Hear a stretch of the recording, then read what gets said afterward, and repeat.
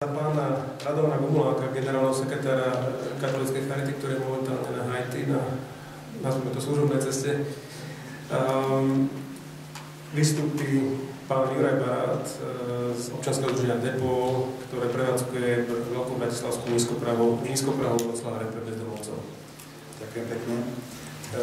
Ja robím aj v charite, tak ja musím zašli toho vystúpiť, ale keď Rado odchádzal, teda prijímal tento post ambasádora, tak ešte nevedel, že pôjde na Haiti. Ešte nevedel, že bude zemetrasenie a že bude potrebné tam nejakým spôsobom pripravať projekty, pretože charita vyzberala veľké prostriedky na to, aby sa to tam zrealizovalo. Aj tam sú chudobní, takže on išiel tam.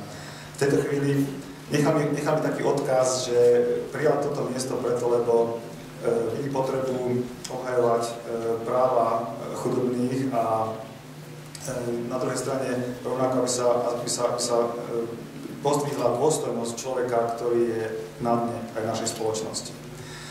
A v týchto dvoch aspektoch sa to netýka len legislatívy a očakávania, čo má robiť štátna správa. Týka sa to rovnako celej spoločnosti a ľudí, ktorí potrebujú zmeniť svoje srdce.